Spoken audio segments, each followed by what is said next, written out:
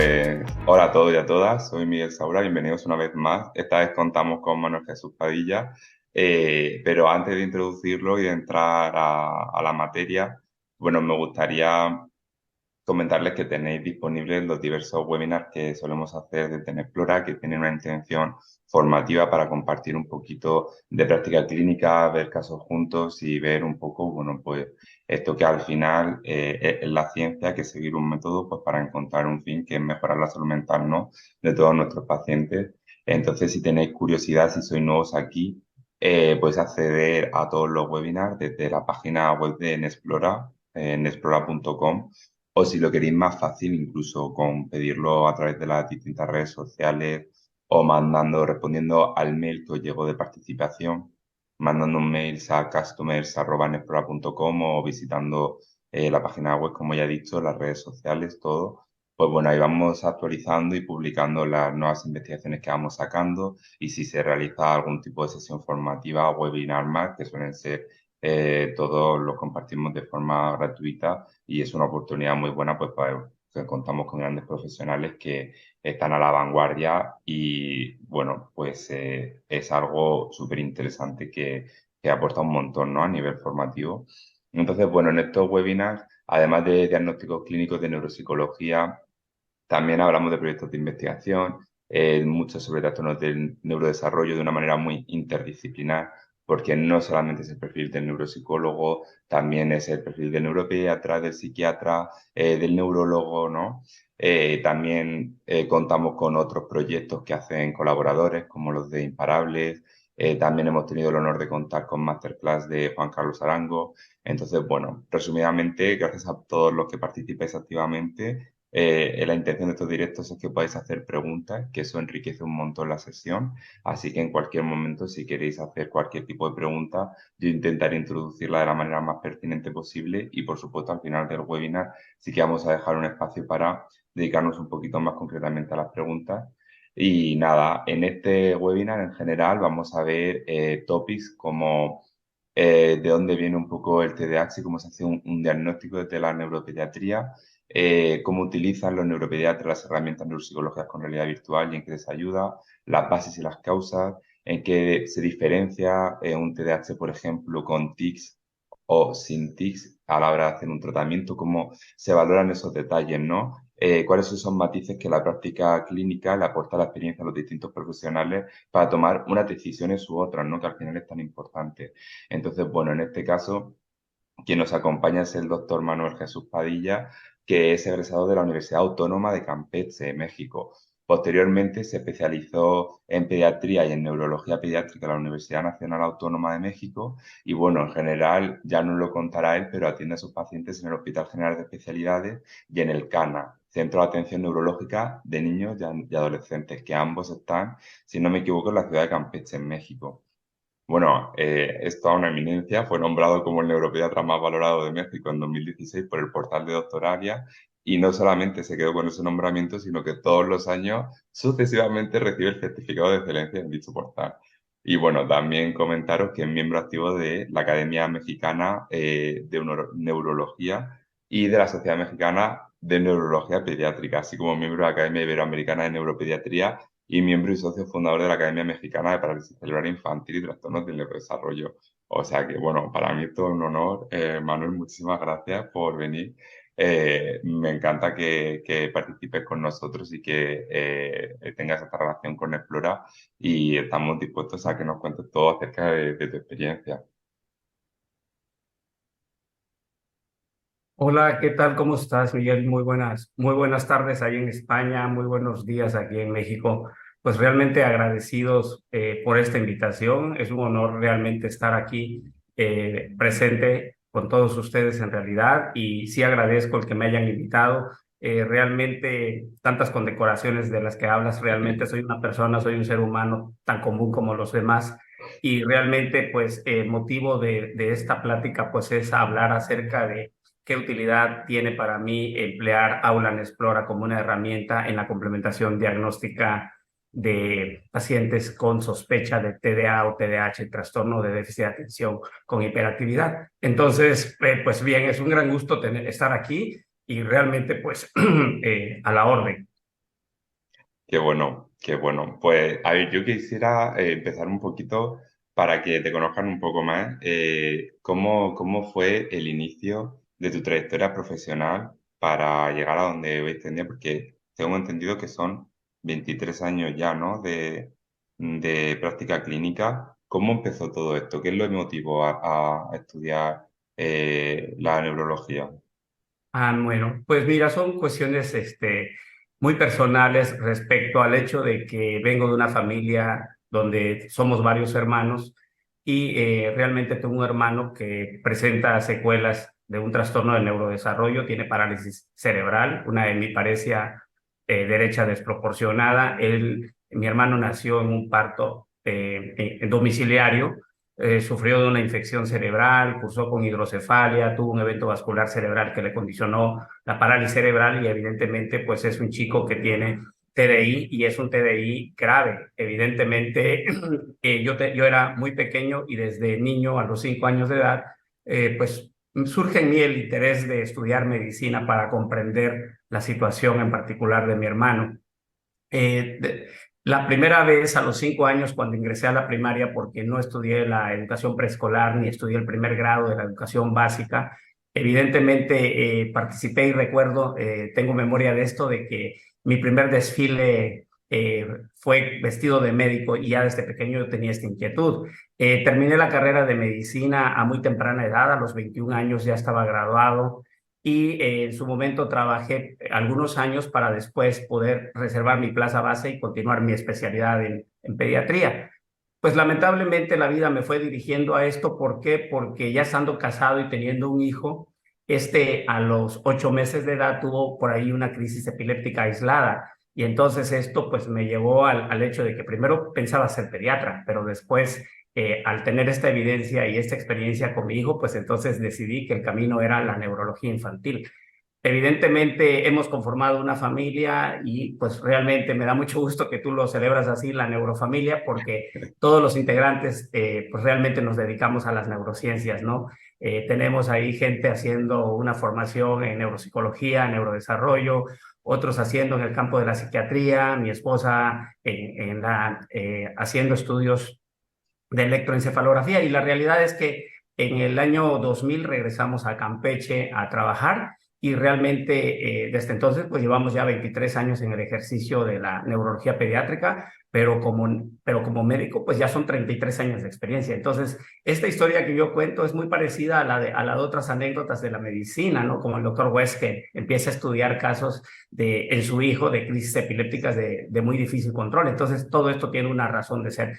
Evidentemente, si volteamos atrás, pues hemos tenido mucha mejoría, hemos avanzado bastante y realmente, como lo veremos en el transcurso de la plática, nos daremos cuenta de que en la medicina hay innovación y una de estas es precisamente que cada vez más con el proceso de educación médica continua vamos adquiriendo herramientas que nos permiten o nos ayudan en el ejercicio de nuestra profesión. Qué bueno. Qué bueno, porque además, bueno, la trayectoria es impresionante y yo lo que más me interesa sobre todo, porque al final queremos afianzar un poco y ver lo bueno de la tecnología es cómo podemos mejorar la práctica clínica que ya existe, ¿no? Cómo podemos integrar esas bondades que nos da la tecnología para hacer que las cosas sean más eficientes, ¿no? Entonces, ¿cómo era un poco la práctica clínica antes a la hora de hacer un diagnóstico y cómo es ahora, además de todo lo que ya se sabe? De hecho, tienes una presentación preparada para contarnos un poco eso, si lo quieres compartir y vemos un poco juntos. Qué bueno. Me dicen si se ve, ¿está Sí, correcto sí, ahí? está perfecto.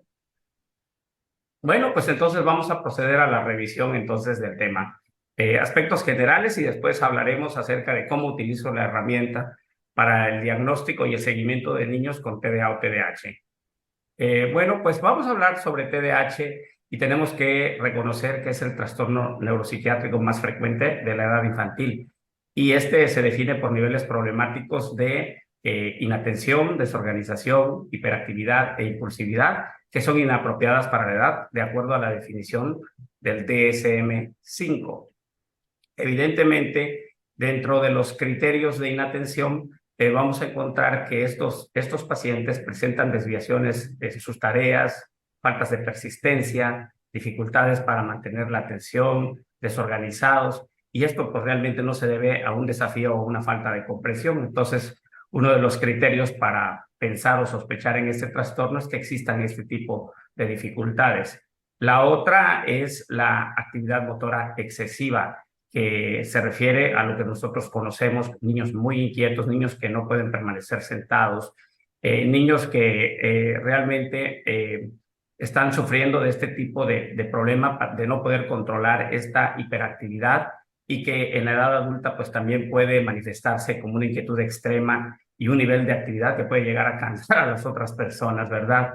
Dentro de las manifestaciones de impulsividad, pues son estas acciones donde el individuo solamente actúa y realmente no reflexiona, no se pone a pensar qué consecuencias tendrán sus actos. Entonces estos chicos pues tienen características muy particulares de interrumpir, de entrometerse, de arrebatarte la palabra sin pedirte permiso. Realmente son chicos que no saben esperar un turno, aguardar en una fila de espera, y son chicos que hacen cosas que a veces pueden poner en riesgo su propia integridad o de las personas que están en su entorno. Entonces, el DSM-5 describe que para poder hacer el diagnóstico tenemos que cumplir con ciertas características, y aquí habla de las tres variables que son las más importantes. Evidentemente, como hemos platicado con anterioridad, no todos los chicos que llegan a un consultorio con problemas atencionales necesariamente tienen TDA o TDAH. Evidentemente, así como existe un sobrediagnóstico, pues también tenemos casos donde hay un subregistro, y a veces ese subregistro obedece a condiciones geográficas, culturales, económicas, pero es evidente de que no todos los chicos con déficit atencional tienen el trastorno del neurodesarrollo del cual estamos hablando. Entonces tenemos que tener las bases para decir este paciente tiene o no tiene sospecha de tener el trastorno. Como decíamos, es el trastorno neuropsiquiátrico más frecuente en la edad infantil, y su edad de inicio o su edad de presentación es alrededor de los 3 años de edad. Y el DSM-5 establece que uno de los criterios es de que aparezca antes de los 12 años de edad. Evidentemente, dentro de los criterios, vamos a tener criterios A y criterios B. Criterios A1. En el criterio A1 son 9 características de conducta inatenta. Cuando se trata de mayores de 17 años de edad, con que tenga 5 serán suficientes para sospechar que tenga inatención. Pero cuando son menores de 17 años, se requieren por lo menos 6 de estos 9 características que nosotros pues ya conocemos, y que en este momento, por cuestiones de tiempo, no las describiré, ¿verdad? En el criterio A2, pues evidentemente ahí se conjuntan los criterios de hiperactividad y de impulsividad. Son 6 criterios de conducta hiperactiva y son 3 de impulsividad. Y lo mismo aplica para mayores de 17 años. Con tener 5 más criterios puedes sospechar de esta condición, y en menores de 17 pues tener los 6. Evidentemente se tienen que cumplir estos criterios para poder ir sospechando de que el paciente pueda tener este trastorno del neurodesarrollo. Entonces, también necesitamos que estos síntomas de hiperactividad estén presentes antes de los 12 años de edad.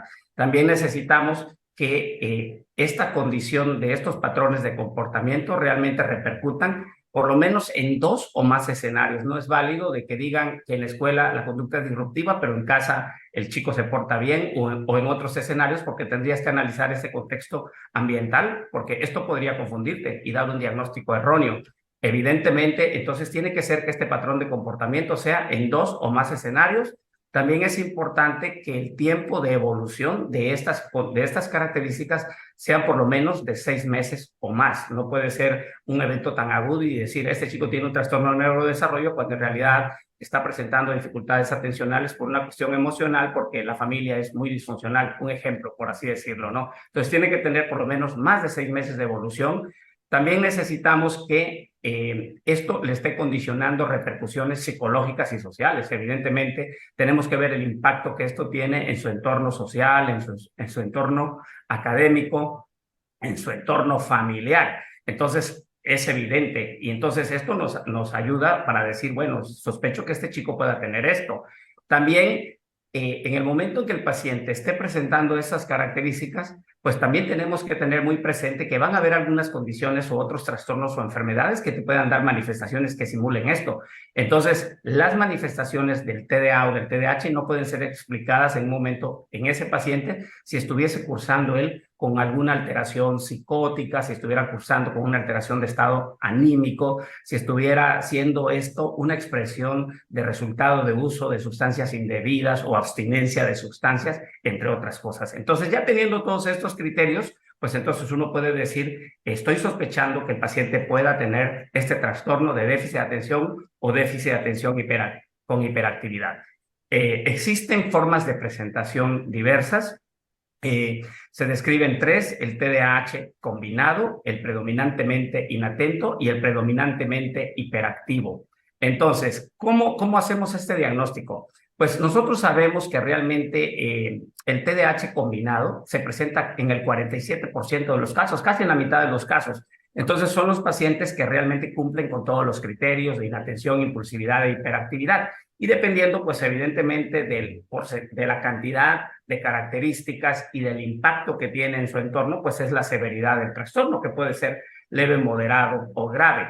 Pero tenemos que hay un 35% de casos donde los chicos no tienen manifestaciones de impulsividad e hiperactividad, y esta es una condición más común encontrada en niñas y se le considera como un TDA de predominio inatento. Y nos queda por ahí un 15, un 20% donde realmente afecta principalmente a chicos, donde tenemos conductas impulsivas hiperactivas y las manifestaciones de inatención son menos comunes. Pero en realidad, pues es esta la distribución que tenemos del TDA combinado, casi en la mitad de los casos. La mayoría de las veces este TDA combinado es más común en los varones, lo mismo que la presentación impulsiva hiperactiva, pero el de predominio inatento es más común en las niñas. Esto no quiere decir que no existan niños inatentos. Y algo que hemos visto en nuestra práctica clínica y que está documentado en la literatura es que cuando las niñas tienen un TDA combinado, wow, realmente son condiciones de que las niñas a veces son muy, pero muy inquietas e impulsivas. ¿De acuerdo? Entonces, de las generalidades, pues es más común en el sexo masculino. Se habla de una proporción de 2 casos en varones en relación a las niñas, pero no, hay descripciones que te dicen que lo más frecuente es que sean 3 o 4 varones por cada niña, y hay algunos reportes donde a veces pueden haber hasta 9 casos de varones por cada niña afectada. Realmente, pues, lo que estamos encontrando en este tipo de pacientes es una disfunción en las funciones ejecutivas, donde realmente hay un mal funcionamiento de estas áreas que tienen que ver con estas funciones, ¿no? Como la corteza prefrontal, como el putamen, los lóbulos parietales, los lóbulos temporales, y pues también tener presente todas las repercusiones que se pueden tener, por ejemplo, en la vida adulta con ese déficit en el desempeño social y las disfunciones en las áreas profesionales, ¿verdad? Entonces, si nosotros hacemos una revisión general, pues vamos a ver que ese trastorno tiene una prevalencia mundial que va de un 3 a un 5%. En México se han hecho estudios y se ha demostrado que es alrededor del 6% en niños y adolescentes y en el 1.21% en adultos, aunque esto puede alcanzar hasta prevalencias de un 3%. Realmente llama la atención que la prevalencia en España es muy similar, tienen tasas de 6.8 en la infancia y de 6.9 en la adolescencia y de 6% en la etapa adulta. Entonces, realmente tenemos una prevalencia muy parecida entre lo que es México y España. Me gustaría tener presente de que pues el déficit de atención con hiperactividad es un trastorno del neurodesarrollo que realmente es excepcional que lo encontremos como una entidad pura. Por lo regular viene en combo, como cuando vamos a la cadena de servicio por la hamburguesa y por el refresco y las papas, ¿verdad? Por lo regular encontramos que por lo menos en unas 2/3 partes de los casos existen comorbilidades asociadas, y tenemos que tener presente estas comorbilidades, porque a la hora de elegir un tratamiento, si nosotros no atendemos la comorbilidad, no vamos a poder llegar a controlar y manejar adecuadamente el trastorno primario, en este caso el déficit de atención. Y de las entidades pues más frecuentemente encontradas tenemos el trastorno negativista desafiante en el 40% de los casos, los trastornos de ansiedad y depresión en el 30% de los casos. La epilepsia tiene una importancia fundamental porque los chicos que tienen epilepsia pueden desarrollar TDAH, y eso se ve en el 3.5 veces más probable que los que no tienen epilepsia. ¿Y por qué? Porque la misma epilepsia puede dar problemas sobre estas áreas o estos circuitos que tienen que ver con la cognición. E incluso hasta el mismo tratamiento con fármacos anticrisis puede en su momento tener repercusiones cognitivas. De ahí la importancia de tener presente estas entidades, la epilepsia. No así en dirección inversa, ¿verdad? De que los chicos con TDAH tengan también un riesgo muy alto de desarrollar epilepsia. No, no es así. En la dirección correcta es de epilepsia, 3.5 veces más riesgo de desarrollar TDAH. El trastorno obsesivo compulsivo también puede ser una entidad comórbida, los trastornos del sueño, los trastornos motores como el trastorno de tics o el trastorno de Tourette, el trastorno por consumo de sustancias y los trastornos del aprendizaje o de la comunicación, además de los trastornos de conducta, entre otros. Bueno, pues si me preguntaran qué origen tiene el TDA o TDAH, tendría que decir que el origen es muy diverso. Lo que más se relaciona son las cuestiones de herencia, es el factor más importante, pero también existen factores que tienen que ver con la estructura del sistema nervioso central, factores neuroanatómicos, factores neuroquímicos, pero también no dejan de tener importancia los factores ambientales y psicosociales. Y si hablamos de los factores genéticos, pues entonces vamos a saber que si un paciente tiene TDAH, si nosotros buscamos intencionadamente, en una tercera parte de los casos, existe una historia familiar positiva de que también se tiene el trastorno algún consanguíneo de primer orden. Evidentemente, si una persona tiene TDAH, la posibilidad de que desarrolle el paciente este trastorno, si existe un hermano que tiene el TDAH, la posibilidad de que otro niño, otro hermano lo desarrolle es de un 30 a un 35%. Y estudios que se han hecho en gemelos demuestra que la tasa de heredabilidad es muy alta y puede llegar a ser de un 70 a un 80%. Si en la familia uno de los padres tiene TDAH, la probabilidad de que alguno de sus hijos tenga este trastorno se va al 50% de los casos, ¿verdad? Y entonces es importante que tengamos presente esto. También podríamos enumerar todos los genes que están involucrados, cada vez son más los que se han descubierto, pero el más importante es el gen que tiene que ver con el transportador de dopamina, el D4, aunque hay otros genes que tienen que ver con la serotonina o que tienen que ver con el SNAP25. Entonces, existen varios genes que están involucrados, pero para fines de tiempo por tiempo, mencionar que los más importantes son los que tienen que ver con los receptores de transportadores de dopamina.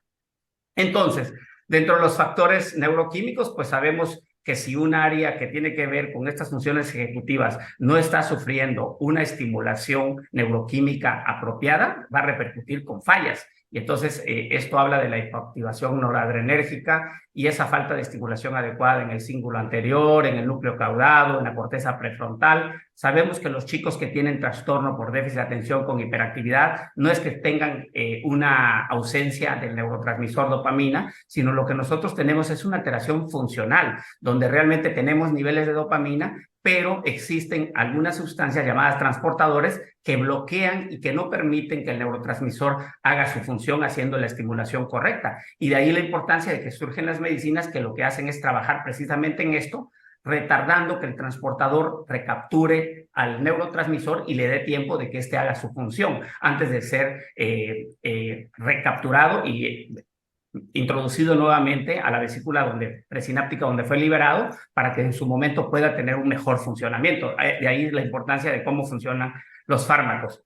Es importante considerar los factores ambientales. ¿Por qué? Porque pueden haber situaciones como condiciones de la madre que puedan influir. Una madre fumadora tiene un riesgo de tener chico con TDAH en un 50-60% de los casos. Los niveles de plomo en sangre también son importantes. Factores relacionados al embarazo, nacer prematuro, tener bajo peso al nacer, tener antecedentes de sangrados durante la etapa de la gestación, que sean sangrados que realmente afecten la oxigenación cerebral y que en su momento también puedan condicionar secundariamente este tipo de expresión, ¿verdad? También revisando hemos encontrado que el uso de paracetamol en el embarazo también conlleva este riesgo y esto es tan común porque es uno de los medicamentos que consideramos más seguros para utilizarlo. Entonces la recomendación es que si no lo requieres mejor no lo utilices, ¿verdad? Los factores psicosociales es importante, la edad materna, una edad de una madre joven representa un factor de riesgo y también nos interesan también dentro de los factores ambientales estos porque si nosotros sabemos que un chico tiene un TDA o TDAH y realmente se está desenvolviendo en un ambiente social que es muy desfavorable, probablemente este trastorno se magnifique su expresión. Pero si nosotros tenemos un paciente que tiene un TDAH combinado, severo, grave, pero tiene un ambiente bien estructurado, probablemente esto reprima la expresión de la magnificación del trastorno. Entonces, de ahí la importancia de conocer todo esto. Bueno, pues esta parte, si existen neuropsicólogos o psicólogos que me están escuchando, ustedes las conocen mucho más, la conocen mejor. Estas pruebas pues realmente no están dirigidas para diagnosticar el TDAH, pero son pruebas complementarias que realmente pueden ayudar en la evaluación y sobre todo en la intervención que hacen ustedes como parte de ese equipo donde nosotros manejamos a los chicos con TDAH y que no solamente consiste que el primer eje sea solamente dar medicinas, sino tenemos que hacer una intervención interdisciplinaria donde realmente involucramos a la familia, a los padres, a los maestros y la intervención psicológica con las terapias correspondientes, esa psicoterapia conductual, esa terapia cognitivo-conductual. Y por mencionar algunas, pues aquí tenemos las escalas de inteligencia de Wechsler con nombres diferentes dependiendo de la edad, las escalas de Conners que nos permiten evaluar estos cambios de conducta. También nos sirven estas pruebas de rendimiento continuo, CPT por sus siglas en inglés, Continuous Performance Test, que nos ayudan a evaluar la atención y la concentración, y las otras que realmente las menciono como parte de la información, pero que no las conozco, pero pues aquí agradezco a mi hija que me ha aportado esta información y que ella realmente también ha contribuido con algo de esta información de las que estamos hablando, ¿de acuerdo? Entonces, ¿por qué la importancia de hablar de TDAH y de esta herramienta que se llama Aula Explora? Bueno, pues cuando regreso a México, tengo la oportunidad de conocer de que algunos colegas en México estaban aplicando estas pruebas y entonces me intereso y empiezo a documentarme y entonces tomo la decisión de utilizar esta herramienta. Esta herramienta me ayuda a determinar el perfil atencional, se basa en un entorno de realidad virtual que simula mucho lo que es un entorno real de cómo se comporta el niño en el salón de clases. Y me permite la prueba pues evaluar la atención, la impulsividad, sus velocidades o tiempos de reacción o de respuestas, y también me permite ver cómo está su actividad motora, y esta la aplicamos en chicos de 6 a 16 años de edad. Cuando he tenido la oportunidad de atenderlos y darles seguimiento, de pronto tenemos la necesidad de hacer estudios de control, pues mis pacientes ya no tienen 16 años, ya tienen arriba de esta edad, y entonces tenemos otra herramienta que también tiene Gini Psychometrics, que es la prueba de Aquarium Explora, que la aplicamos a partir de los 17 años hasta edades adultas, ¿de acuerdo? Entonces, ¿cómo funciona esto? Pues con la prueba de Aula Explora lo que nosotros ocupamos realmente es este entorno de realidad virtual que lo vamos a conseguir utilizando un visor. Este visor va a permitir que el niño entre a ese entorno, que simule su salón de clases. Hay un profesor, tiene compañeros de clases, por supuesto que todo esto es virtual, y nosotros colocamos en su mano un control como de los videojuegos. Esto también hace muy atractiva la prueba comparada con otras. ¿Por qué? Porque de pronto, si tú tienes que hacer una prueba y te tienes que sentar frente a un computador y vas a utilizar una barra y vas a dar respuesta solamente, pues a lo mejor esto no es tan atractivo. Pero en el momento en que tú le pones al niño un visor y le dices que es de realidad virtual y que va a ser como un videojuego y le pones un control de mando, pues evidentemente surge el interés, hay más motivación para ejecutar la prueba. Y entonces, evidentemente, Aula Explora nos ayuda de esta forma para tener una evaluación un poco más objetiva. No quiere decir que vamos a hacer el diagnóstico con la prueba. Es una herramienta, y lo tenemos que decir así, una herramienta complementaria que cuando la tienes en tus manos y sabes usarla, pues evidentemente puede ser una herramienta muy útil, porque te va a proporcionar datos atencionales para los canales sensoriales, tanto visuales y auditivos, y te va a explorar otras cosas. Ya en su momento, pues esta plática ustedes podrán correr el video para que vean cómo se aplica, pero bueno, realmente lo que hacemos es que durante la prueba se ejecutan comandos. Entonces el chico tiene que pulsar en un momento dado, le dan una indicación, le dicen, oye, vamos a trabajar con tal figura. Cuando yo te la muestre en el pizarrón o cuando tú la escuches, por favor, no apretes, no pulses con tu mando, no pulses. Entonces lo correcto es que no lo hagas, porque si lo haces, pues estarías haciendo o cometiendo algo que se llama una comisión. En cambio, si te dicen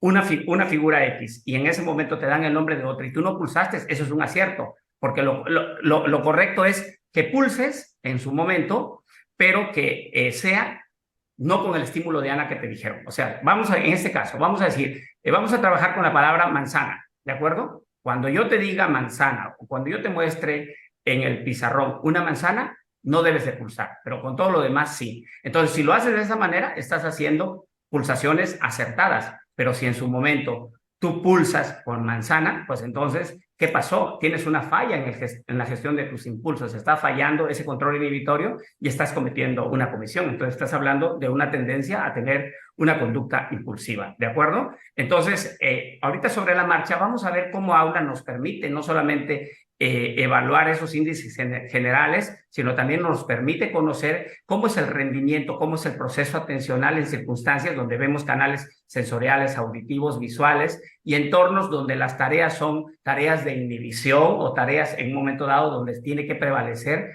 la atención sostenida, la concentración, y ahorita sobre la marcha entenderemos esto. Entonces, Aula es innovador, nos puede dar un perfil cognitivo, atencional y de movimiento completo. Además, nos llama mucho la atención que tiene una especificidad bastante alta. La sensibilidad de la prueba es casi de un 93% y una especificidad de un 91.9%. Entonces, realmente no es que yo vaya a hacer el diagnóstico con la prueba, pero realmente el rango de que en un momento dado la prueba no me ratifique mi presunción diagnóstica al decir, este chico pues contestó todo muy bien, no tiene TDA o TDAH, esto realmente el rango es bastante bajo porque es una prueba bastante sensible, tiene esta sensibilidad de un 93%. Esta prueba está baremada, entonces han habido estudios previos donde 1.500 niños y niñas españoles entre 6 y 16 años fueron sometidas a esta evaluación y evidentemente cuando se hace la prueba a nuestros pacientes, nosotros vamos a enviar esta información y se hace el procesamiento de la información en la base de datos que se tiene y cuando nos regresa la respuesta, pues realmente nos va a decir cómo está ese niño respecto a la comparación que se hace con las pruebas baremadas, ¿verdad? Monitoriza el tratamiento, pues sí, no solamente sirve para el diagnóstico, sino también te permite en un momento dado darle seguimiento a tus pacientes y ver cómo está respondiendo, si lo que estás haciendo es lo correcto. Esta prueba también es importante porque no tiene un efecto de aprendizaje. Aquí se dice que puedes administrar el test una vez por semana y comprobar si el tratamiento te está surtiendo efecto.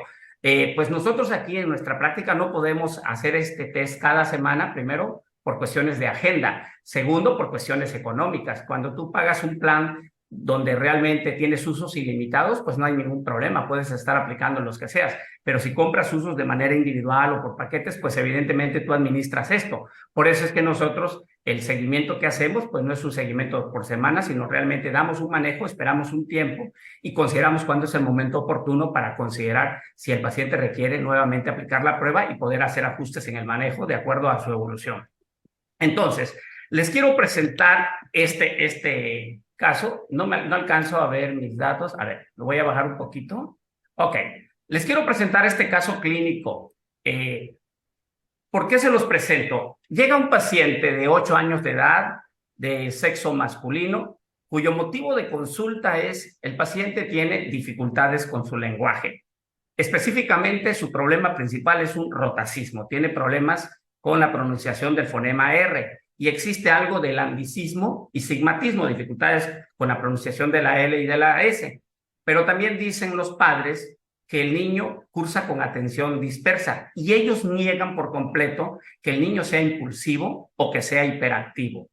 ¿Qué tenemos como antecedentes importantes? De los antecedentes heredofamiliares, la madre y la bisabuela paterna tienen historia de un retraso simple del lenguaje.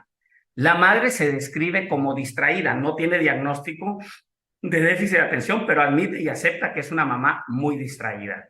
De los antecedentes personales no patológicos, el niño cursa tercero de primaria y tiene un rendimiento académico regular, pero los padres en el momento en que hacemos la historia clínica nos describe que el niño es muy listo. Entonces nos preguntamos, si es un niño muy listo, entonces ¿por qué tiene un rendimiento académico regular? Hemos tenido la experiencia de niños que tienen TDAH y que cuando los tratamos mejoran esas capacidades cognitivas y han terminado con un diploma en sus colegios. Entonces, evidentemente, si este chico es muy listo, a decir de los padres, ¿qué está pasando? ¿Por qué tiene un rendimiento académico regular? Y menciono también que los padres están separados. Entonces, este niño tiene una situación de ambiente. En momentos está con la madre, en otros momentos está con el padre, y entonces es un ambiente un poco inestable. De ahí la importancia de que analicemos dentro de la historia clínica el impacto que esto pueda tener sobre el control en caso de que este chico llegue a tener este trastorno de neurodesarrollo. Él es producto de segundo embarazo. El embarazo fue normoevolutivo, fue de término, pesó 3 kilos 450 gramos al nacer y no tuvo ningún problema al nacimiento. Su Apgar fue de 9,9 en tiempos convencionales. En cuanto a su desarrollo psicomotor, él alcanzó la marcha al año 2 meses, llamando la atención que el inicio de los bisílabos mamá, papá empezó alrededor de los 2 años, el control de los esfínteres a los 2 años. Si no pongo todo lo demás, quiere decir que el desarrollo psicomotor literalmente fue normal, solamente fue el retraso del lenguaje, pero tenemos el antecedente de la madre y de la bisabuela paterna. Este chico llega a un centro regional de desarrollo infantil a recibir las terapias correspondientes y en etapas tempranas de su vida se diagnosticó con un retraso del desarrollo psicomotor como leve y recibe terapias de lenguaje de manera particular. En el examen físico no encontramos ninguna alteración. Antropométricamente hablando, tiene todo normal. Se le practicó un electroencefalograma, no en la clínica, sino en otro centro, a los 5 años de edad y describieron que tenía una actividad lenta bifrontal.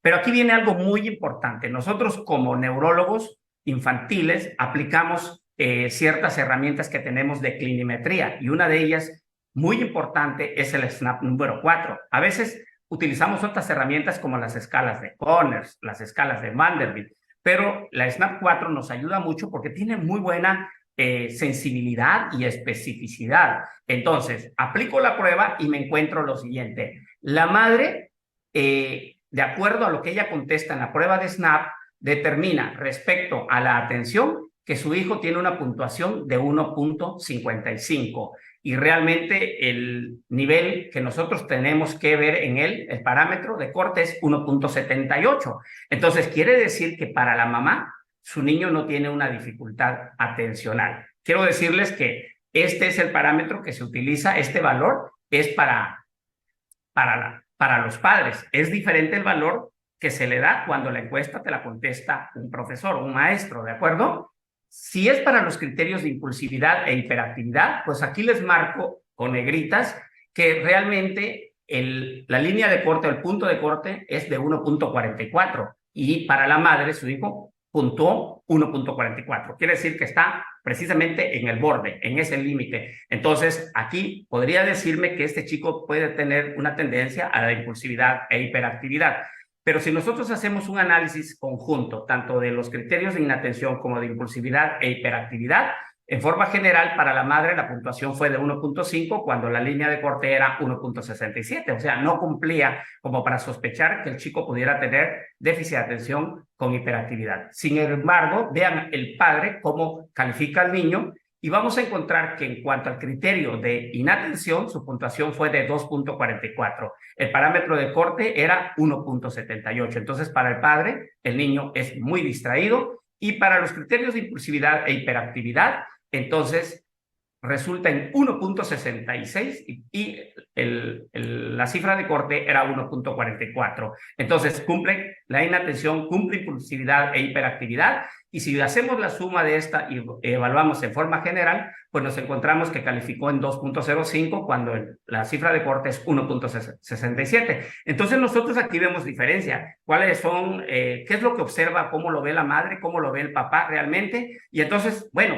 no tenemos un informe por parte de los maestros, no llegó con un informe describiendo que el niño sea problemático y cuáles son las áreas en las cuales existe esto. En ese momento nosotros no tenemos una escala clinimétrica, Conners, Vanderbilt, SNAP, para ayudarnos. Entonces, en su momento nosotros podríamos hacerlo y son herramientas muy útiles, son herramientas muy buenas, pero esto también toma tiempo, ¿verdad? No sabemos qué disposición tengan las personas, los cuidadores, los maestros para darte la información en forma temprana. Entonces, cuando nosotros utilizamos pruebas como la prueba de realidad virtual como una herramienta complementaria, pues nosotros podemos agilizar en un momento dado. No quiere decir que voy a diagnosticar al paciente con esta prueba y que por eso ya voy a iniciar un tratamiento, pero retrasar, pues evidentemente, ¿cuáles repercusiones puede tener un paciente? Imagínense que tuviera 17 años de edad y ya conduce un vehículo y sufre un accidente cuando realmente podías haber intervenido de manera oportuna. Entonces, ¿qué nos da la prueba de Aula Explora con este paciente? Se los comento a continuación. Pero bueno, si allá tuviéramos en nuestra audiencia a personal recién egresado, psicólogos, médicos, pues entonces que conozcan esta herramienta que es precisamente el SNAP número 4. Aquí se mencionan las 9 características de inatención, aquí se mencionan las 9 de impulsividad e hiperactividad, y entonces el padre, la madre o el cuidador o los maestros van a calificar y van a decir, van a tener 4 opciones de respuesta. Entonces, estas tienen una puntuación de 0, 1, 2 y 3 respectivamente. Se hace la suma de todas ellas. Cuando las sumas, divides entre 9 y entonces te dice cuánto sacó de puntuación. Entonces, si eres papá, hay una cifra que si está por arriba, cumple, pero si está por debajo, no. Si eres maestro, existe otra cifra. Y entonces lo mismo pasa para el criterio de impulsividad y de hiperactividad. Y ya después suma los dos y ya es que ya tienes el índice general. De ahí para que sepan de dónde surge o de dónde salió esa puntuación que hicimos con nuestro paciente. Le comparto la siguiente y ahora vamos a correr la prueba. Vamos a ver a nuestro paciente aplicando la prueba.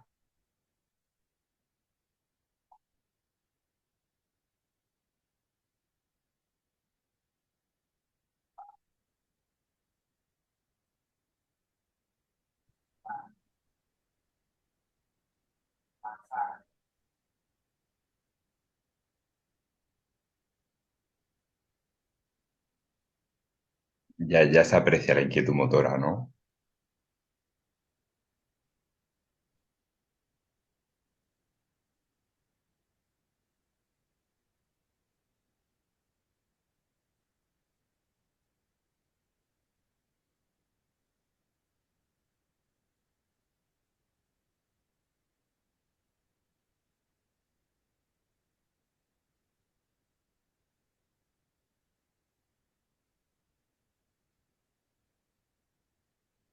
Bueno, pues evidentemente esto es una representación de cómo él aplica la prueba. Ahora les voy a mostrar cómo interpretamos en el momento de hacer la revisión y darle la información a los padres. Evidentemente, lo que nos interesa es que ustedes conozcan esta escala, donde nosotros vamos a puntuar y al recibir la información vamos a ver lo siguiente. Si el niño al aplicar la prueba califica con puntaje de 20 a 30, su atención del niño es de un rendimiento muy alto. Si califica de 30 a 40, su rendimiento es normal. Si califica de 40 a 60, su rendimiento es normal. Entonces, cualquier puntuación que vaya de 20 a 60 es como en un semáforo, sería una luz verde y la prueba la pasa. Pero si el niño califica de 60 a 70, tiene un rendimiento bajo. Sería en un semáforo una luz ámbar o una luz amarilla. Y entonces este chico requiere de apoyo. Pero si el niño en su momento califica de 70 a 80, entonces el rendimiento es muy bajo y por lo tanto el requerimiento de apoyo es muy significativo. Entonces, evidentemente, nosotros de una manera muy general podemos ver las puntuaciones, cómo calificó y nos va a dar una idea. Bueno, el niño está presentando esto. Entonces, estas son las variables que vamos a analizar en la prueba. La primera es atención, y en este caso el niño tiene una puntuación de 61. Quiere decir que aquí nosotros encontramos que el niño tiene una dificultad atencional. Si nosotros vemos la inhibición, pues nos vamos a dar cuenta de que también hay un problema, porque la puntuación fue hacia 68, está en una luz ámbar. El procesamiento es la velocidad con la que él responde, da sus respuestas. En el momento en que se manda el estímulo y él da una respuesta, pues entonces ese tiempo de reacción, ese tiempo de respuesta, nos está indicando en esta variable y salió que tiene un rendimiento normal. Si nosotros vemos la atención sostenida, que es la concentración y vigilancia, vamos a encontrar que tiene 66 de puntuación y tenemos un problema, ¿verdad? Pero lo más relevante, vean la puntuación que tiene con una calificación de 80 en cuanto a la actividad motora. Entonces, evidentemente, nosotros tenemos que interpretar esto y vamos a decir, pues el niño tiene criterios de inatención, tiene criterios de impulsividad y tiene criterios de hiperactividad. Entonces, el chico tiene un TDAH combinado. Esto nada más con los índices generales, pero realmente la prueba de aula te va a dar oportunidad de revisar toda la prueba en otras situaciones en relación a los canales sensitivos, sensoriales, auditivos, en las tareas de inhibición, en las tareas de vigilancia, con distractores y distractores. Todo eso lo vas a ir analizando para que puedas en un momento dado llegar a un diagnóstico.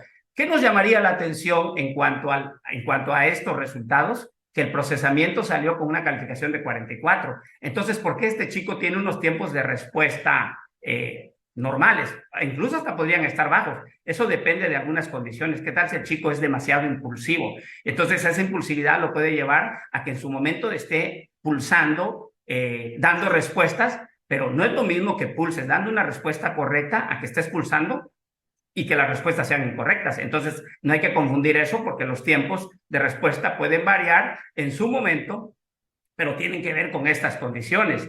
Ahora, ¿qué pasaría si en su momento yo quisiera ver si los tiempos que él se toma para dar sus respuestas son tiempos más o menos uniformes o son tiempos muy variables? Entonces, si yo veo las desviaciones estándar de esos tiempos de reacción, a lo mejor es un chico muy impulsivo que oprime, pulsa cuando no debería hacerlo y está cometiendo una comisión. Pero en el momento en que él se dio cuenta que apretó cuando no debería hacerlo, pues a lo mejor en ese momento el chico cambia la velocidad de sus respuestas y entonces eso nos permite ver cómo la atención también cicla y en ese momento el paciente puede tener desviaciones estándar variables y esto puede reflejarse a la hora de que valoras la prueba y dices, los tiempos de respuesta son buenos o son muy rápidos, pero las desviaciones estándar de los tiempos están elevadas. Esto puede explicar. Entonces, este chico tiene TDAH, de acuerdo a lo que nos está ayudando la prueba, y pues estamos viendo este tipo de puntuación. Ustedes lo ven ahí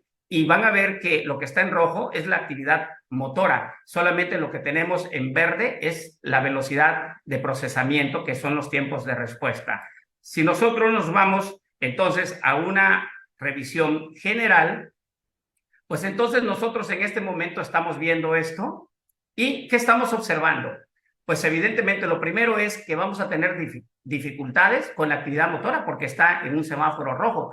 Todo lo demás está en luz ámbar, está en amarillo y lo único que está en verde es el procesamiento, que es el tiempo de respuesta, que ya aclaramos en este momento por qué. Y si nos vemos hacia los canales auditivos y visuales, pues realmente vemos que no hay una diferencia significativa en cuanto al procesamiento y la atención, ya sea oyendo o mirando, ¿verdad? Y entonces esto pues nos lleva a la decisión de iniciar un tratamiento farmacológico y una intervención interdisciplinaria. El paciente actualmente está tomando metilfenidato, tiene muy pocas semanas de haber iniciado.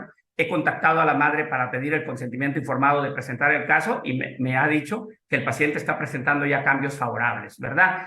Entonces, la prueba de Aula Explora realmente nos está permitiendo en un momento dado valorar el proceso atencional de una manera completa y nos puede ayudar a identificar diferentes perfiles. Evidentemente, esto que yo les voy a presentar a continuación realmente lo encuentran ustedes en el internet. Ahí están cómo se interpretan los estudios de aula, de acuario, todas las pruebas que UT Psychometrics realmente dispone y que su fundadora, pues la neuropsicóloga brillante Gemma Clement, nos dio la oportunidad de tener esta gran herramienta para valorar a nuestros pacientes, ¿verdad? Entonces, por ejemplo, aquí tenemos a esta niña, la cual se diagnostica como una niña inatenta con un tiempo de reacción lento. Evidentemente, ya habiendo platicado con el caso anterior, vean ustedes, estos son las omisiones, tiene que ver con la atención. Entonces, esto tiene que ver con las comisiones, quiere decir que tiene que ver con la gestión de los impulsos, con el control inhibitorio. Esto tiene que ver con los tiempos de respuesta, como habíamos explicado anteriormente. Esto, la desviación de los tiempos de respuesta del paciente y esto con la actividad motora. Entonces, aunque nosotros no hubiéramos puesto estas leyendas indicando qué traduce cada uno, pues te vas a dar cuenta que en relación a omisiones, la puntuación de esta paciente está en 72, quiere decir que es una niña bastante distraída, pero vemos que realmente no es impulsiva, tiene una puntuación de 40, pero vemos que sus tiempos de respuesta son un poco retardados, está en 65. Entonces, ¿qué me está indicando esto? Que realmente sus tiempos de reacción, sus tiempos de procesamiento están disminuidos. ¿Por qué? Porque es una niña que no está atenta, que no está concentrada, ¿verdad? Y cuando hablamos de la actividad motora, pues vemos que realmente llegó a una puntuación de 59. Entonces, es una niña inatenta con un tiempo de reacción lento, pero tiene una tendencia a la hiperactividad. ¿Y por qué es importante conocer estos perfiles atencionales? Pues porque las intervenciones que nosotros vamos a hacer como médicos y como equipo interdisciplinario, el área de psicología, pues evidentemente va a estar dirigido. ¿Cuáles son las áreas en las que hay dificultades? Pues en esas áreas son las que se convierten en áreas de oportunidad para poder trabajar, ¿verdad? Si nosotros vemos esto, pues, ¿qué les puedo contar? Vean ustedes, todas las puntuaciones están por debajo, están en semáforo verde, están por debajo de 60, por lo tanto, es una niña que no tiene un problema atencional. En este caso, ¿qué podemos decir de este niño? Vemos que realmente su atención está muy pegada a lo que es la puntuación de 60. Puede tener algo de distractibilidad, pero estamos viendo que lo más relevante en él es que sus tiempos de reacción son lentos, pero es un niño que es tranquilo, no es un niño hiperactivo. Entonces, este es un perfil atencional que es diferente a lo que hemos visto con anterioridad.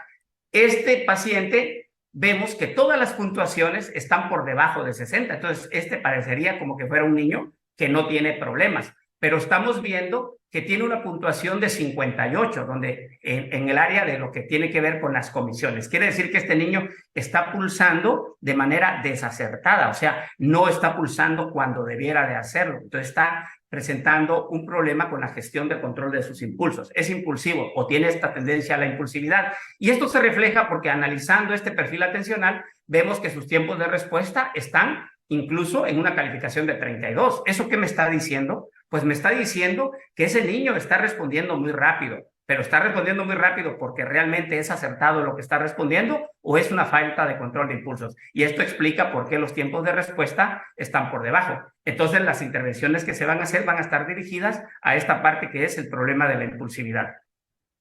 Pero si nosotros vemos esto, pues, ¿qué discutimos, verdad? Todas las puntuaciones están arriba del 60 y entonces estamos hablando que este chico tiene un TDAH combinado. Esto es hablando de índices generales, pero ahora analicemos otra situación.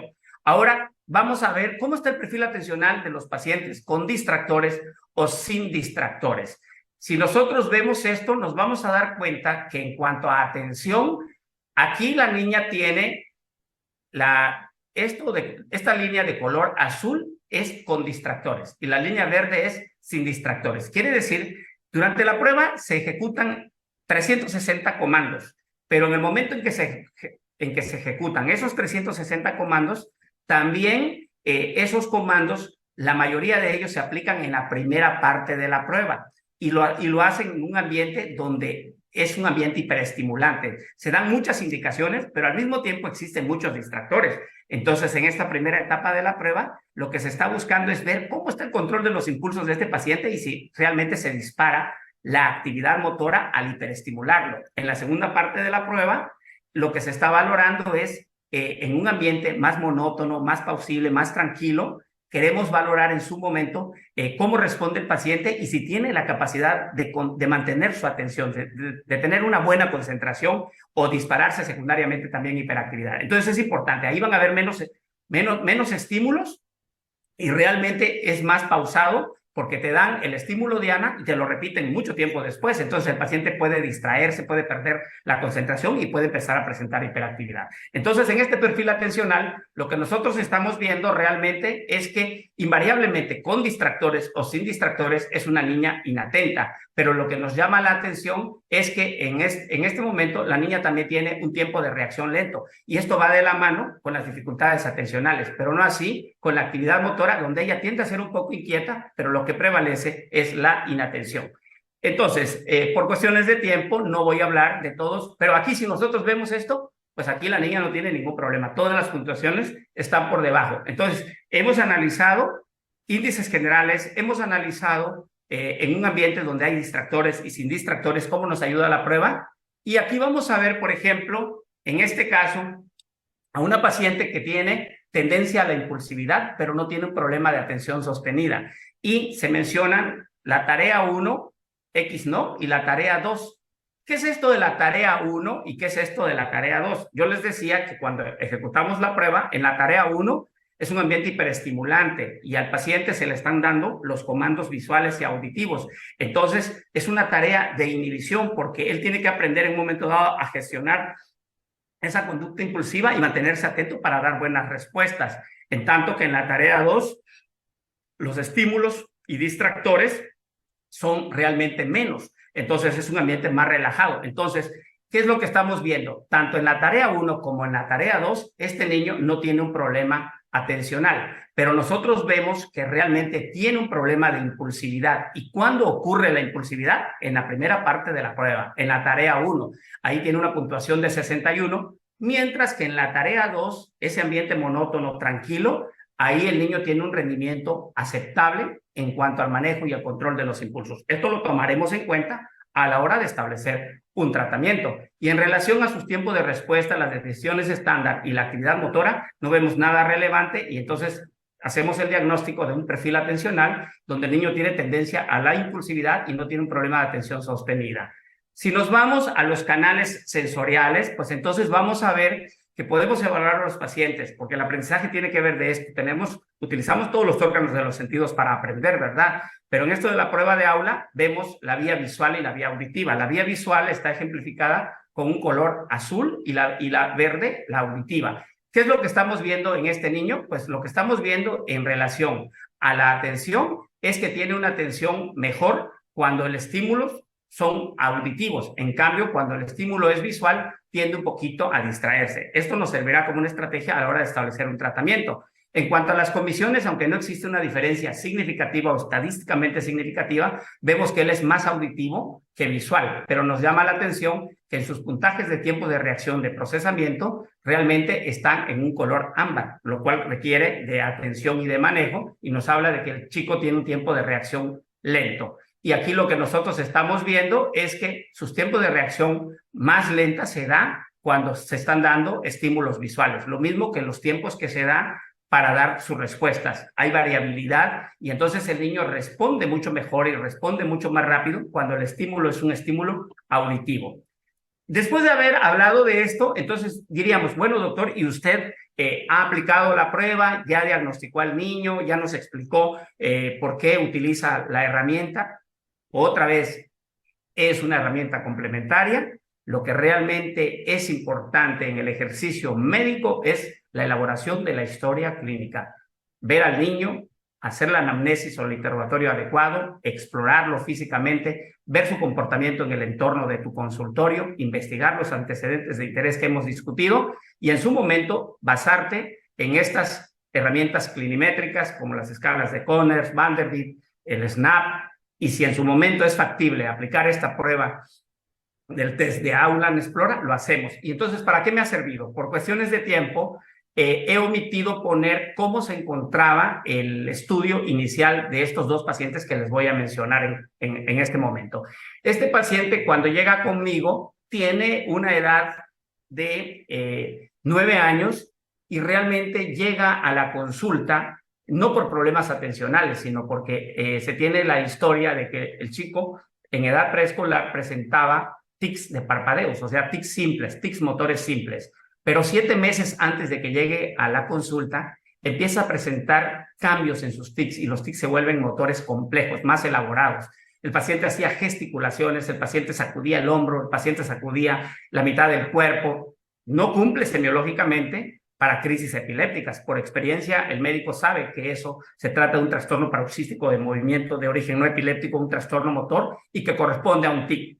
Pero en el momento en que haces la historia clínica, resulta que antes de los 12 años de edad, cuando él estaba en el quinto de primaria, empezó con manifestaciones de atención dispersa, de conducta impulsiva y de hiperactividad, y que realmente los maestros reiteradamente hacían comentarios o observaciones sobre la conducta. Entonces, el paciente llega por tics, no llega por sospecha de déficit de atención, pero la historia clínica te dice que ese paciente puede tener esto.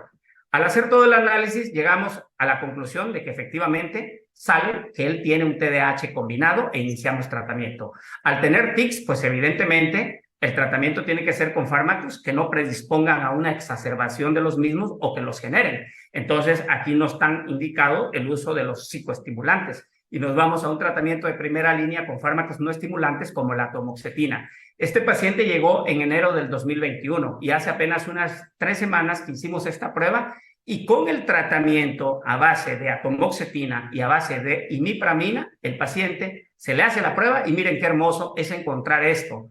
Esta prueba me revela que todas las banderas están en verde y el paciente está perfecto. ¿Es el mejor momento para decidir retirarle el tratamiento no estimulante? La respuesta es no, porque acaba de terminar la educación primaria y acaba de ingresar a la secundaria. Entonces, evidentemente, he llegado al acuerdo con la madre de que debemos de mantener el manejo, esperar un tiempo considerable y con este cambio de ambiente, si no hay una repercusión negativa y él sigue siendo altamente funcional, nos daremos a la tarea de retirar gradualmente el manejo. Entonces, esto es una experiencia hermosa y para eso sirve la prueba. No la podemos hacer cada semana por cuestiones de economía, pero evidentemente sí me ayuda a tomar una decisión respecto al manejo.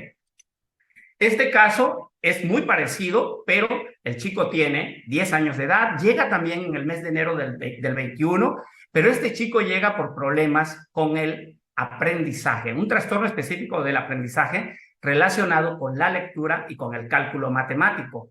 Entonces, en él sí existe el antecedente de atención dispersa, de impulsividad y de hiperactividad desde edades tempranas. Estamos hablando desde que esto se hizo manifiesto principalmente cuando él ingresó a la educación primaria. Y esto es entendible porque los niños cuando tienen manifestaciones de TDAH y están en edad preescolar, pues a lo mejor recoges a tu hijo y a la salida te dicen que el niño no se integró, que no jugó, que estuvo fuera del aula, de que realmente no prestaba atención. Bueno, de ahí no pasa. Pero cuando ya llegas a una educación formal y tienes que estar en el pupitre sentado y tienes que tomar dictado y tienes que copiar y tienes que mantenerte ahí, entonces ahí es cuando se hace manifiesto. Por eso es que diagnosticamos tan frecuentemente el trastorno en edades escolares y mucho menos en edades preescolares. Y cuidado, porque diagnosticar TDAH en etapa preescolar, ustedes saben perfectamente que los procesos atencionales son muy cortos dependiendo de la edad y esto va mejorando con el paso del tiempo y la maduración del cerebro.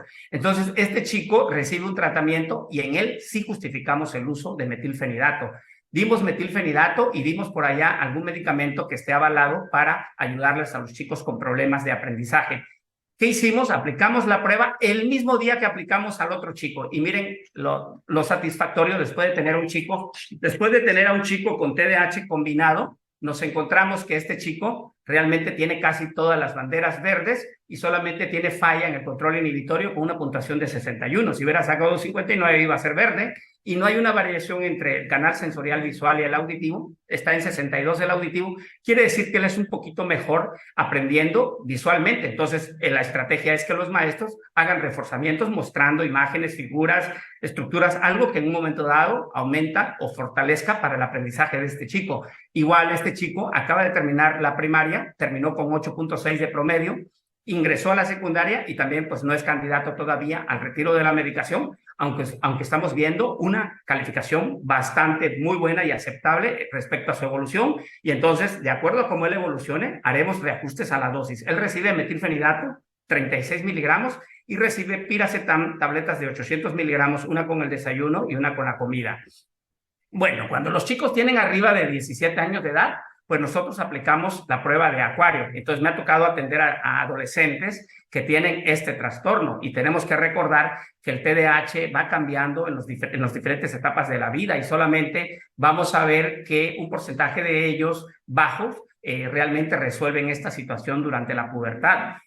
Por lo menos el 50 al 80% de los chicos van a mantener las manifestaciones en la edad de la adolescencia. ¿Y qué diremos de la edad adulta? De un 30 a un 50%. Entonces, evidentemente, tengo la oportunidad, a pesar de que soy neurólogo infantil, también estoy viendo pacientes adultos que tienen problemas de TDAH y los manejamos y los diagnosticamos y damos seguimiento a través de la prueba de acuario, que difiere un poquito, pero también es muy bonita porque aquí se trabaja con peces y se ejecutan los comandos y también hacemos un análisis de esta prueba. Hay otras pruebas de Ice Cream que tiene que ver para el manejo de memoria y actualmente pues Nesplora está trabajando e innovando para ofrecer más herramientas en el diagnóstico. ¿Cuáles son nuestras conclusiones? Que el TDAH tiene una alta prevalencia en niños y adolescentes, que realmente el origen puede ser multifactorial, los factores genéticos son importantes, importantísimo, ningún TDAH es igual. Este es un trastorno que requiere de un tratamiento interdisciplinario, no multidisciplinario. Multidisciplinario significa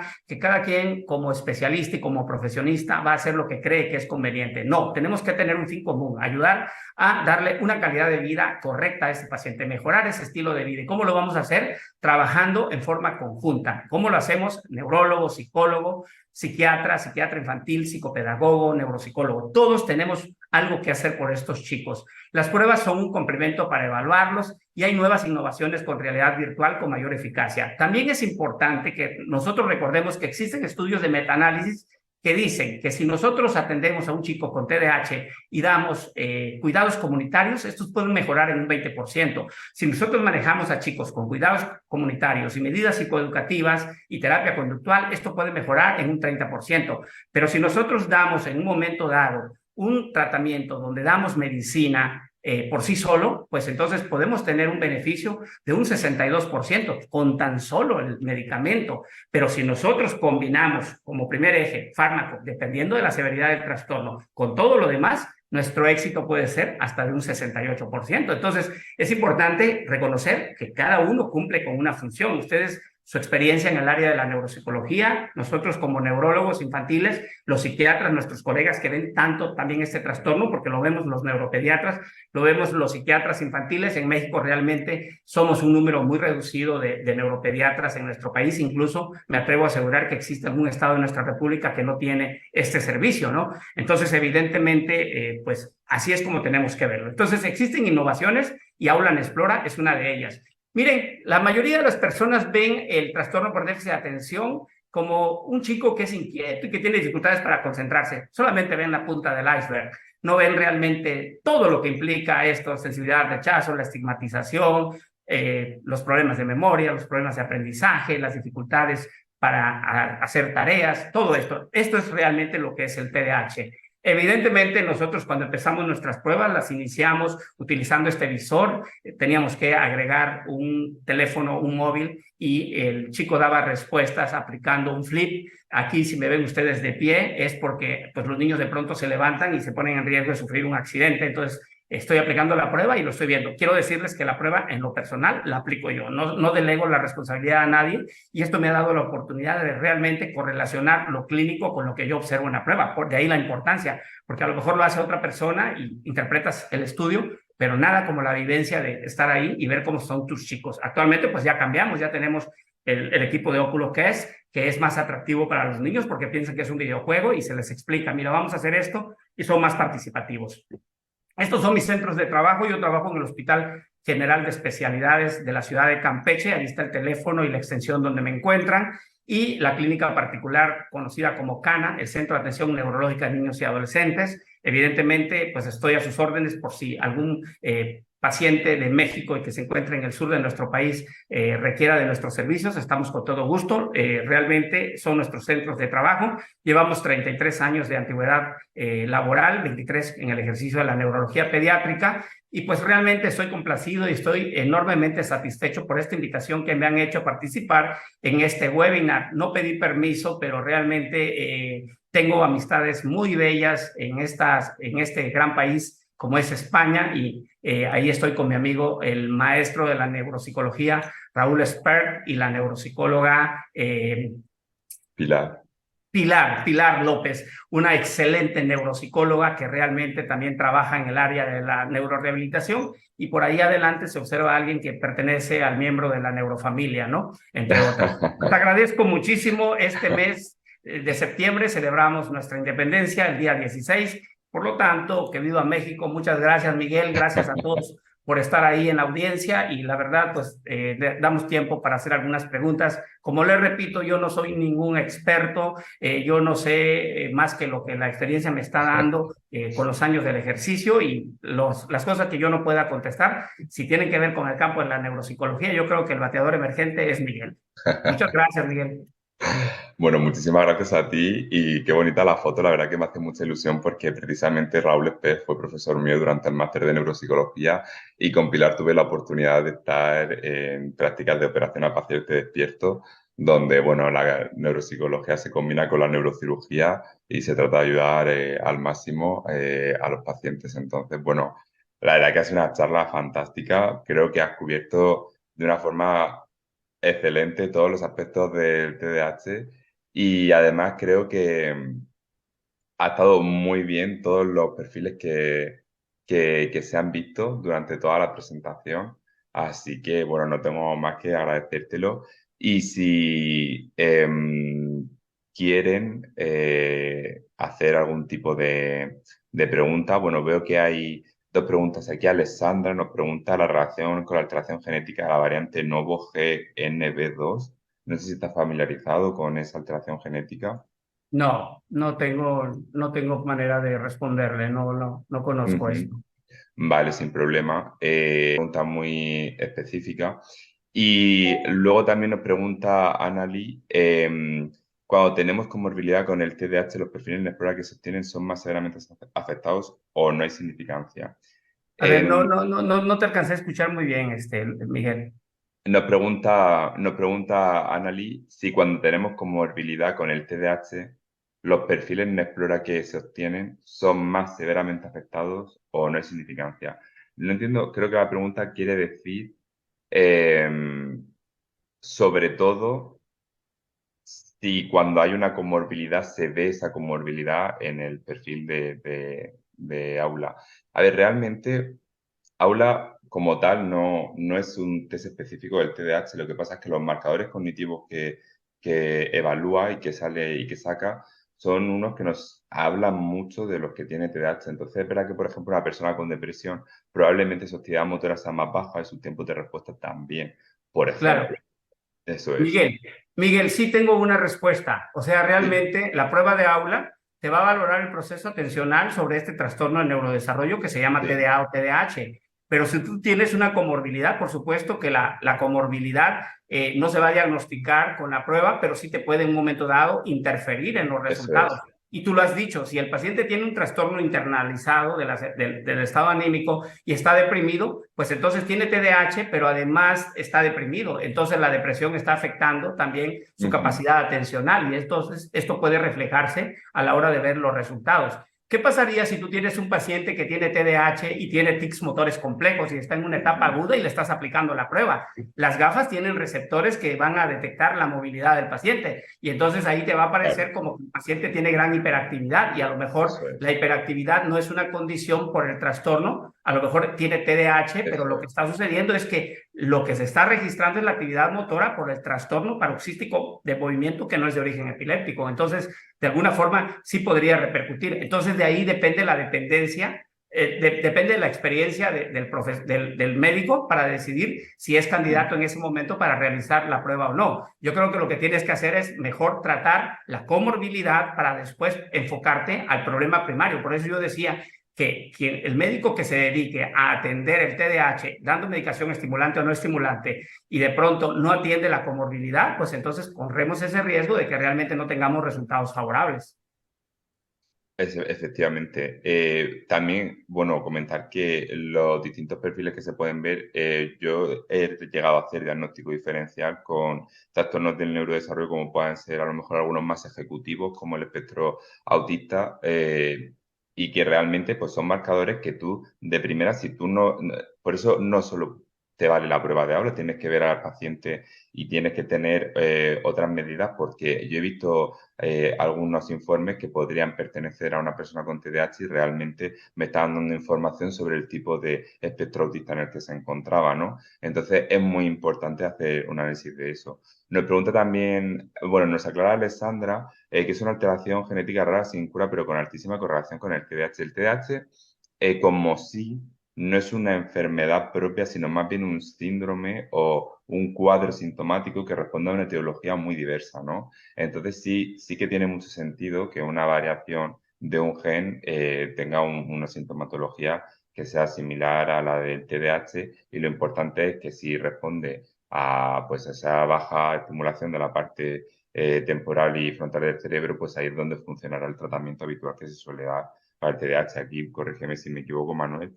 Eh, Sí, claro, y ahí respondiendo, ¿no? Yéndome primero a la anterior, hablando sobre el mm, espectro autista. Realmente, cuando diagnosticamos espectro autista, realmente buscamos intencionadamente la comorbilidad de TDAH, porque sí, realmente la comorbilidad es muy alta muy en los frontal. pacientes con espectro autista. Así como el TDAH es una entidad realmente se caracteriza más bien por tener comorbilidad y no una entidad pura. Lo mismo pasa con el TEA, con el trastorno sí. del espectro autista. Realmente los espectros autistas vienen en combo, tienen algo más, ¿no? Entonces, eso también es importante. Lo segundo que decías, se me fue lo último que platicaron sobre qué. Sí, Porque es un espectro. Porque es un espectro, es importante. O sea, nosotros tenemos que hablar con claridad como médicos y informarle a nuestros padres realmente que los pacientes tienen una condición, no tienen una enfermedad, porque los trastornos del neurodesarrollo lo son una condición, no es una enfermedad como tal, y es un espectro. Antes se le llamaba que tenían autismo, entonces no, ya hemos quitado ese tipo de estigmas en realidad. Tiene una ujú, condición y el pronóstico muchas veces de estos niños con TDAH, el pronóstico de estos niños con TEA depende mucho de la cantidad de información que tengan los padres y qué tan adecuada sea, ¿no? Porque es un espectro, porque hablábamos dentro de las bases del origen del TDAH que realmente este puede ser multifactorial. Hablábamos de los factores genéticos, que son los más importantes, ¿de acuerdo? Pero ¿qué pasa? Pueden haber alteraciones estructurales del cerebro. Entonces, de pronto, puede ser que un niño tiene secuelas de asfixia perinatal y entonces tienes un TDAH secundario a esto, o tienes un niño que hidrocefalia, desarrolló hidrocefalia y al desarrollar hidrocefalia, pues evidentemente, ¿qué pasa? Desarrolla como complicación, como secuela, esta condición, ¿no? Entonces, hay cuestiones anatómicas, hay cuestiones bioquímicas, hay cuestiones genéticas, hay cuestiones ambientales. Entonces, la mamá no tiene una historia familiar de TDAH, pero la mamá estaba cómana o el niño nació muy prematuro, nació de 30 semanas, pues esas condiciones son las que influyen, ¿de acuerdo? sí, efectivamente. Nos preguntan también por aquí, a ver, que una persona nos ha hecho dos preguntas. Una de ellas es sobre la diferencia entre las puntuaciones de aula y aula school. Bueno, aquí es verdad que la prueba es la misma, pero aula ofrece puntuaciones centrándose en el fallo, en la patología, y aula school las ofrece centrándose en los aciertos, que es más bien ver las fortalezas y debilidades. Y es un informe, pues bueno, que normalmente tiene más narrativa y está más preparado para hacer una evolución a los familiares y a los escolares. Personalmente, bueno, esto lo hablaba el otro día con Manuel. A nosotros nos resulta muchísimo más rápido el informe de aula, el normal sin school. Nosotros lo vemos y enseguida, en pocos, vamos, menos de un minuto, hemos leído e interpretado el informe, ¿no? Mientras que el informe de aula school sí que nos resulta más largo de interpretar porque las puntuaciones se expresan de otra manera, pero por ejemplo, los docentes y las familias agradecen un poco más esa presentación porque está preparado más pues, para que ellos lo entiendan, ¿no? Pero al final son equivalentes las puntuaciones.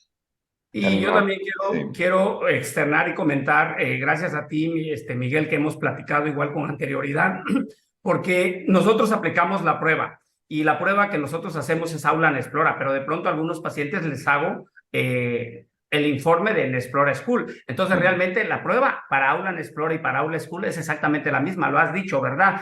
Pero ujú, en el momento en que vas a dar el informe, puedes dar el informe con Aula en Explora o con Aula en School. La de sí, Aula School, la ventaja que tiene es que realmente te da recomendaciones. Si el chico tiene inatención, si tiene impulsividad, hiperactividad, la plataforma te da recomendaciones para que los padres lleven a la escuela. Y entonces muchos padres andan buscando eso, llevarse algo escrito, pero realmente la prueba es exactamente la misma. Si tú tienes un plan de usos ilimitados porque estás pagando una anualidad, pues en su momento puedes entregar las dos pruebas, la de aula y la de aula school, pero realmente es exactamente lo mismo. efectivamente. También nos preguntan, ¿esta prueba se puede aplicar al trastorno del espectro autista? Realmente no es que se pueda o no se pueda, lo que a ti te interese evaluar de la persona con la que estás interviniendo, porque te va a dar información, unos marcadores cognitivos concretos, y eso te va a permitir distinguir unos casos u otros.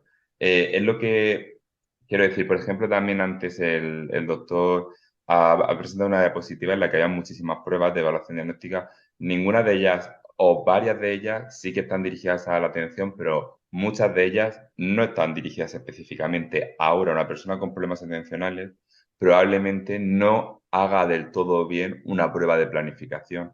Entonces, si nosotros sabemos distinguir en la conducta por qué el resultado de una prueba de planificación no es el adecuado, si es por planificación o por atención, nos va a dar información para hacer un cuadro diagnóstico de TDAH. Entonces, evidentemente, esta prueba, al ser neuropsicológica y ver parte de función ejecutiva, sí que nos va a ayudar un montón a hacer diagnóstico diferencial con el TEA, porque muchas veces buscamos pruebas para diagnosticar, pero también necesitamos pruebas para no diagnosticar, es decir, saber que no tiene esa afección y poder hacer ese diagnóstico diferencial tan importante, ¿no?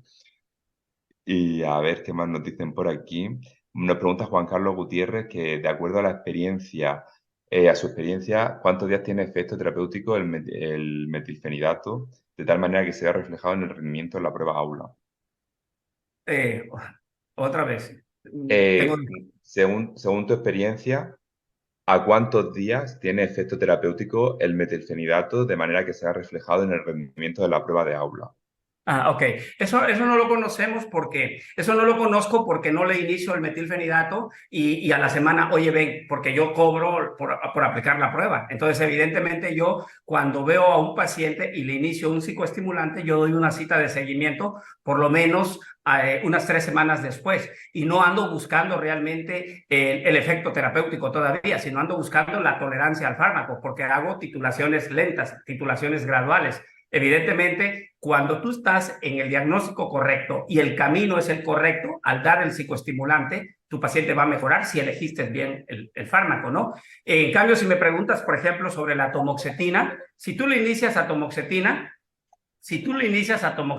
a un paciente, pues en su momento, a ver, ¿me están viendo? ¿Me están escuchando? Lo que pasa es que está queriendo entrar una Sí, llamada. yo te Entonces, si escucho, tú sí. inicias, por ejemplo, atomoxetina, pues evidentemente se hace también una titulación gradual y puedes esperar el efecto benéfico del fármaco en 6 semanas, 8 semanas, pero a veces hay pacientes que requieren hasta 12 semanas, o sea, 3 meses. Entonces, evidentemente, si yo tuviera la oportunidad de hacer una prueba inicial y después hacer este seguimiento con la misma prueba, pues a lo mejor podría yo ver y decir, ¿sabes qué? Mi experiencia es que en tanto tiempo ya empiezo a ver cambios, pero realmente yo mentiría, yo no lo hago eso por cuestiones de economía. Si tuviera ilimitado, seguramente lo haría, pero aún así estaría muy difícil por la saturación de mi agenda de trabajo. Entonces, realmente no es así.